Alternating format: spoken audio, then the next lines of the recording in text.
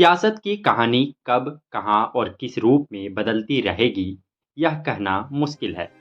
यही हाल झारखंड के ताजा राजनीति का है। सूबे के पूर्व मुख्यमंत्री और झामुमो के कद्दावर नेताओं में शुमार चंपई सोरेन के ट्विटर में किए एक पोस्ट के बाद कई तरह के अनुमान और अंदेशा लगाने की गनीत शुरू हो चुकी है। लेकिन जिस पोस्ट को लेकर इतनी बयानबाजी हो रही है, वो झारखंड के इस बुजुर्ग नेता के अपमान और तकलीफ से जुड़ी है। चंपई सोरेन ने ट्विटर में पोस्ट के जरिए लोगों को अपने भीतर के दर्द को साझा किया है। उन्होंने लिखा है, जोहार साथियों, आज समाचार देखने के बाद आप सभी के मन में कई सवाल उमड़ रहे होंगे। आखिर ऐसा क्या हुआ जिसने कोल्हान के एक छोटे से गांव में रहने वाले एक गरीब किसान के बेटे को इस मोड़ पर लाकर खड़ा कर दिया है। अपने सार्वजनिक जीवन की शुरुआत में औद्योगिक घरानों के खिलाफ मजदूरों की आवाज उठाने से लेकर झारखंड आंदोलन तक मैंने हमेशा जनसरोकार की राजनीति की है। राज्य के आदिवासियों, मूलवासियों, गरीबों, मजदूरों, छात्रों एवं पिछड़े तबके के लोगों को उनका अधिकार दिलवाने का प्रयास करता रहा हूँ। किसी भी पद पर रहा अथवा नहीं, लेकिन हर पल जनता के लिए उपलब्ध रहा, उन लोगों के मुद्दे उठाता रहा जिन्होंने झारखंड राज्य के साथ अपने बेहतर भविष्य के सपने देखे थे। इसी बीच 31 जनवरी को एक अभूतपूर्व घटनाक्रम के बाद इंडिया गठबंधन ने मुझे झारखंड के 12वें मुख्यमंत्री के तौर पर राज्य की सेवा करने के लिए चुना।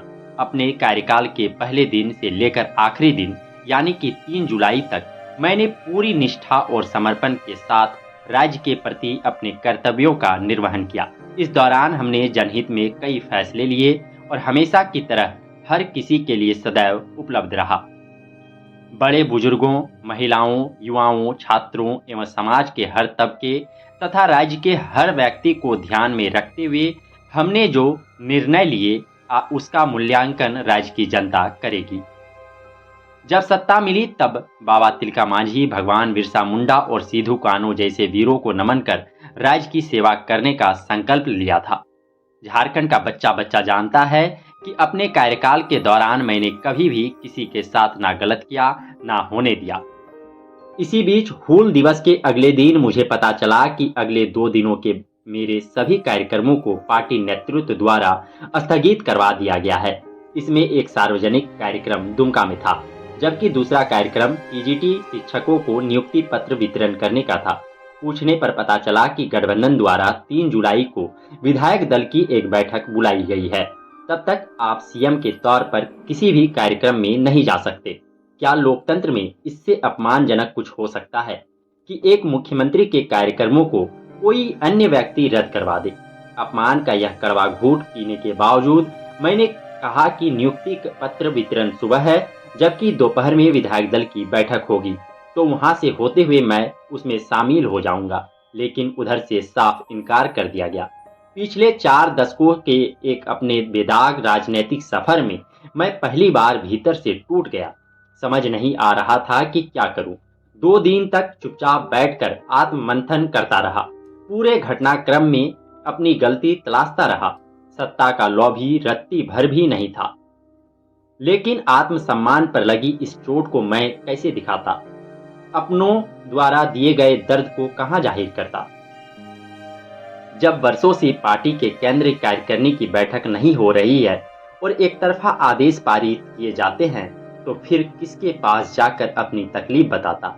इस पार्टी में मेरी गिनती वरिष्ठ सदस्यों में होती है, बाकी लोग जूनियर हैं और मुझसे सीनियर सुप्रीमो जो हैं वे अब स्वास्थ्य की वजह से राजनीति में सक्रिय नहीं हैं। फिर मेरे पास क्या विकल्प था? अगर वे सक्रिय होते तो शायद अलग हालात होते।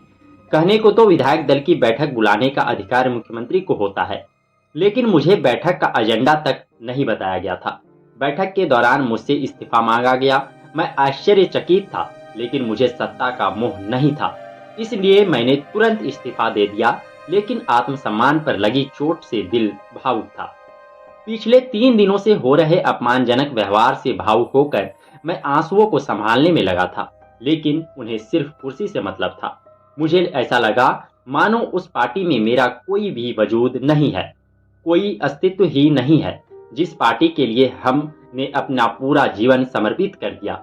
इस बीच कई बार ऐसी घटनाएं हुई जो अपमानजनक थी, जिसका जिक्र फिलहाल नहीं करना चाहता।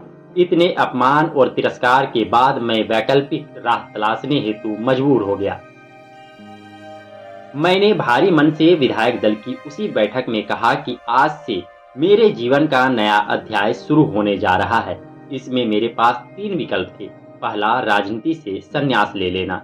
दूसरा, अपना अलग संगठन खड़ा करना। और तीसरा, इस राह में अगर कोई साथी मिले तो उसके साथ आगे का सफर तय करना। उस दिन से लेकर आज तक तथा आगामी झारखंड विधानसभा चुनावों तक इस सफर में मेरे लिए सभी विकल्प खुले हुए हैं। आपका चंपई सोरेन।